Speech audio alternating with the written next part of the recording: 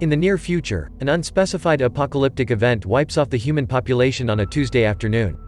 It is so sudden in fact that people die right there where they sit.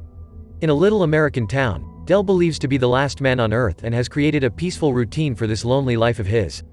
He lives in the library where he used to work and still keeps good care of the books, organizing them all neatly so they can be preserved.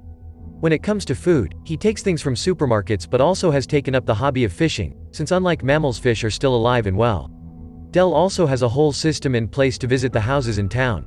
Every day he chooses a house and cleans it while keeping his face protected, taking every picture he may find inside, every useful item like batteries and gas for his truck, and takes all the books to his library. If he finds any bodies, he wraps them up in their own sheets and then buries them with the help of an excavator. Once he is done, he adds an X in front of the house, then marks it on his map too. One night, Del goes to bed after watching an old movie as usual when suddenly he is shocked to hear an explosion outside. Fireworks are glowing in the sky, meaning someone else is around. The next morning, he goes to town to investigate and finds a car that has crashed because the unconscious driver Grace had been drinking. A quick look inside the car also shows she was the one behind the fireworks, and she has got a gun with her. Moments later, Grace wakes up inside a random house with a bandage on her head. After throwing up, she tries to open the door only to find it locked. Del is on the other side asking questions. Grace explains she has not seen anybody else and that she does not know why she is alive, which matches Del's experience, the gun she found on the road and only kept for safety. Del does not want her to stay and has prepared a car for her, so he will open the door only if she promises to come out after counting to 100. However, Grace breaks her word and opens the door immediately, causing Del to rush out of the house. After giving her the keys, he goes away ignoring anything she has to say and her wish to stay. Grace does not give up though and she begins following Del around, offering her help with the cleaning. With 2 pairs of hands they may finish faster and move on to the next town, but in Del's eyes, there are no other towns. He does not accept her as his helper, but Grace continues to follow him anyway, bringing a bright presence and noise into his life that had been missing for a long time. And while Del does share his food with her, he makes her eat at a different table and refuses to chit-chat or discuss theories behind what caused the apocalypse, until one evening he shuts Grace up by pointing out he had already been lonely when he was surrounded by the townspeople. Seeing as she is not making any progress, Grace picks up her things and gets ready to leave, but as soon as she gets in a car, Del comes and admits he has changed his mind so she can stay for a trial period. From then on, Grace goes with Del to clean houses and gets to learn his process. That is also how she realizes Del knows the name of all the bodies in town and still remembers if they owe him any books or late fees.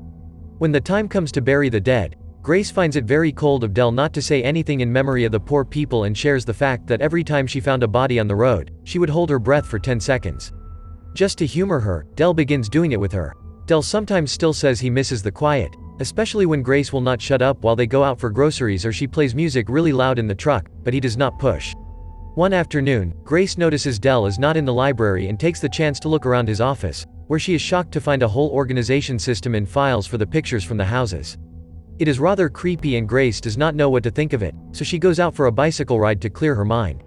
Suddenly she hears a noise coming from a house and when she goes inside, Grace is surprised to find a dog that has somehow survived too. She takes it to the library to keep as a pet, and while Del is not amused by this turn of events, he still offers some ideas for names, although in the end they still call it dog. Little by little, Del and Grace are becoming more fond of each other. They begin eating at the same table and Grace shares some stories of her childhood, like the fact she used to own 2 goldfish. However, she still does not dare to put her hair up because she does not want Del to see a mysterious scar on the back of her neck. A few days later, they find Dog in the middle of destroying a book. Frustrated, Del tells Grace to clean while he takes the animal outside, but when he tries to do so, Dog bites him. Grace helps Del clean the wound and stitches it up, but now Del is incredibly annoyed by the dog's presence, and the fact Grace showers it with affection does not help. The next morning, Grace wakes up to find the dog gone. She does not understand how it happened since she had tied Dog up, and while looking for it around town, Del admits he let the dog out to pee. It sounds like an excuse to cover the fact he got rid of it and Grace gets furious, so when they return to the library, she gets drunk and brings out the files with the pictures. While accusing Del of thinking people like objects, Grace reminds him that while he had been bitter and alone in his old life, she had been happy and lost it all.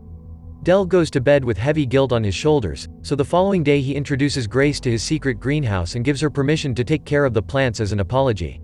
He also indirectly calls the trial period over by allowing her to clean houses on her own. That way they will cover more ground faster.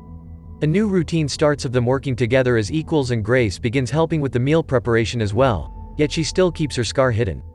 She also finds a pair of walkie-talkies in a random house, which will allow them to stay connected even when they are apart.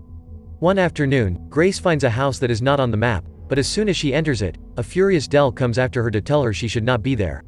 He does not want to clean this house, and that is how Grace realizes this is Dell's old home.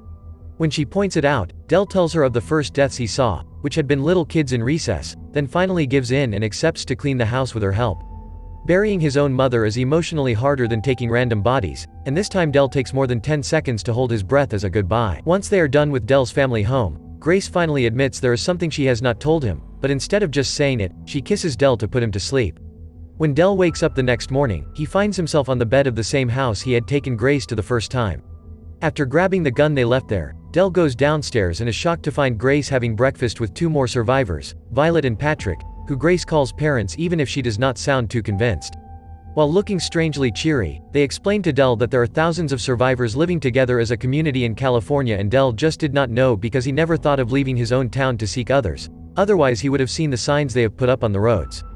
Furious at the fact Grace has been making him feel like they were the last people on earth, Dell rushes out of the house and ignores Grace following him while explaining those are not her real parents. They are two adults that the community assigned to her as her new parents. They were not originally married either, and she thinks they are freaking crazy. Dell does not care, he pushes her away and drives back to the library, where he throws up all his pain. Meanwhile, Violet asks Grace to come back to California with them because she cannot do this alone anymore and they need to become a real family.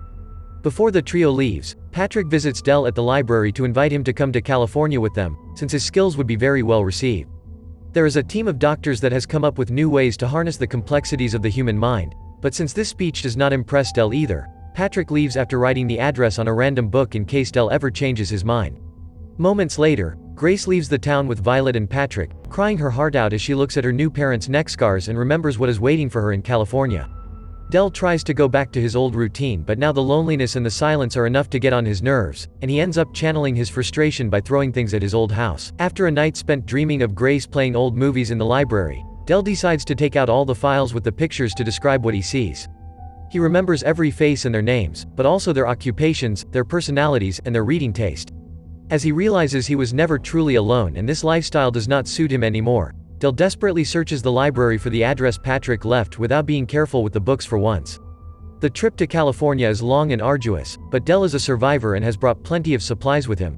Whenever he finds a road blocked by other cars or he runs out of gas, he simply changes into a different abandoned vehicle and keeps going.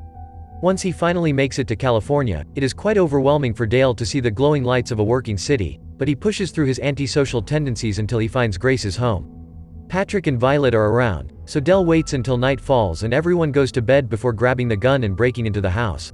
It does not take him long to find Grace's room, and the sight that awaits him is quite disturbing. She is connected to a machine that is putting her through behavior modification to forget about all the trauma caused by the apocalypse and the loss of her family. In fact, every person in this community has gone through the same treatment, since it is the only way they can move on and be happy again. Dell wastes no time and apologizes for his attitude before helping disconnect Grace from the machine. Luckily she is healthy enough to stand up and leave with him. On their way out they bump into Patrick, who tries to stop them and explain their system as the best option, but Grace grabs the gun and shoots him on the spot. At that moment, Violet shows up and mentions she used to have a daughter, only to then continue with the same forced chill attitude as usual, meaning she goes looking for something to clean up the blood as if a body was just spilled milk. After picking up some supplies and Grace's goldfish, she and Dell leave the town while ignoring the people on the streets living their lives with manufactured happiness. Once they reach the road, Grace admits she is not sorry she shot Patrick, and Dell assures her that is fine while picking up speed to reach their next destination. Make sure to subscribe and turn on notification, so you can watch more videos like that.